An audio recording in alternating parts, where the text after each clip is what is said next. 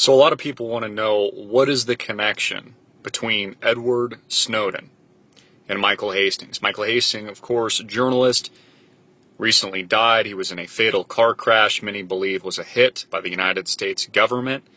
He was onto a major breaking story. He was reaching out to the WikiLeaks attorney literally a few days before his actual death. Things don't add up with the car crash itself. It was engulfed in a ball of flames. His engine flies out of the car. These are things that do not happen in a Mercedes. He had sent a dire warning email out to his friends, family, and colleagues days prior saying that he was onto a major story that he was going to break to the world. And the question is, what was that story? And this brings us into what the connection is between Edward Snowden and Michael Hastings. I believe that Michael Hastings was connected to Snowden and had information, some of the same information that Edward Snowden possesses to this very day, who is currently seeking asylum and has been locked down in a Russian airport for the better part of a few weeks. I believe it was the reason that he was killed. Now, what does this mean? Because Edward Snowden has leaked quite a bit of information, enough information that it's already been severely damning to the Obama administration, our federal government, the NSA, the spy facilities here in the United States that are being built out in the hundreds of millions, if not billions of dollars, data centers in places like Utah, which are 4 or 5 times the size of the Pentagon. What other key information does Edward Snowden have?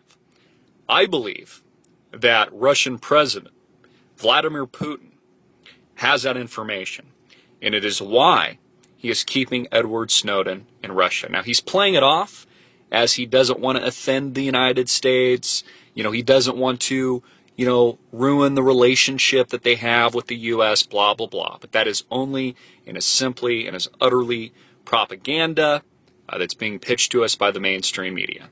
Russia is a clear enemy of the United States, always has been. It's one of the reasons Russia is an ally with China.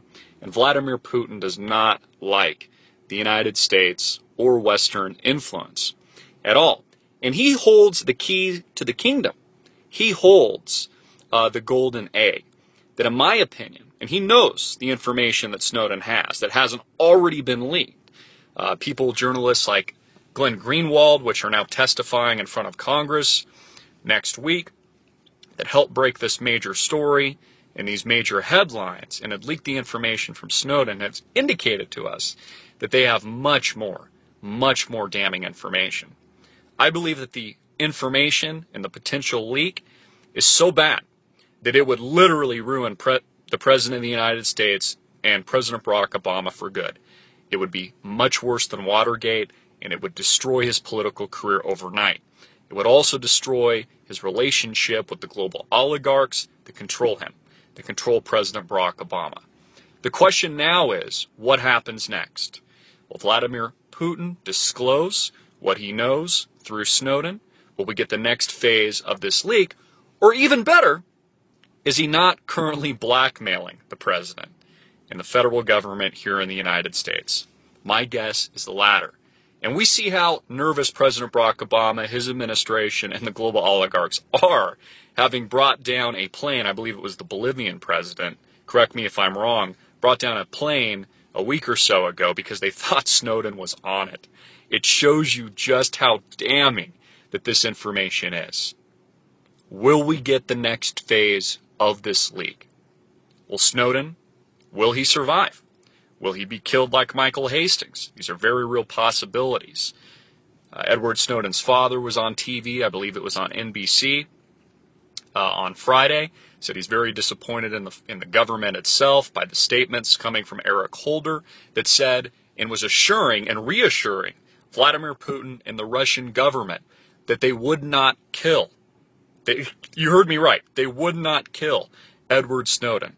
They would simply try him and then insinuated that he would automatically get life in prison, even though he hasn't even had a trial yet. This is the America we live in. You don't even get a trial anymore. You are just Christopher Dornard. They light a match, they kill you, you're dead, you end up like Michael Hastings. Also, Bradley Manning, his trial is wrapped up on Friday. We're going to get breaking news on that in the next few days, early next week.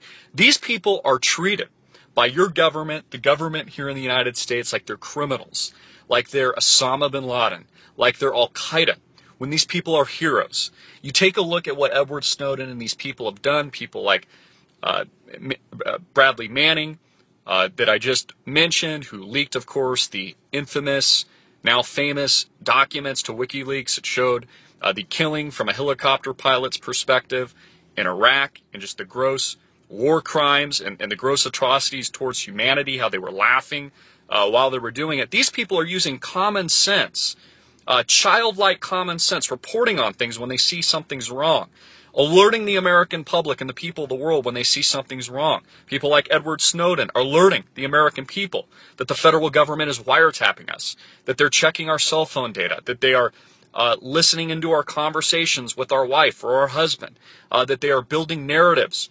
around the data mining and the tracking systems themselves to blackmail Americans and to shatter due process of law, the constitutional republic, our judicial system, and our justice system. And the American people turn another cheek.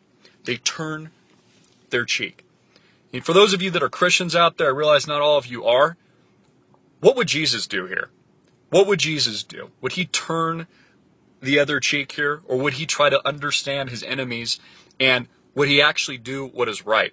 Would he raise awareness? Would he help to organize peaceful protests? Would he help to get this information and this damning information out to humanity and out to the people? Whether or not you're religious or not doesn't really matter. I don't mean to offend anybody out there that isn't. But this is what we're dealing with. We are dealing with a very dangerous time in American history. And what's coming next? That's the question on all of our minds. Love to hear your comments, questions in the box below. Please leave it there. Leave me a message. I'm Christopher Green, hard-hitting and in your face.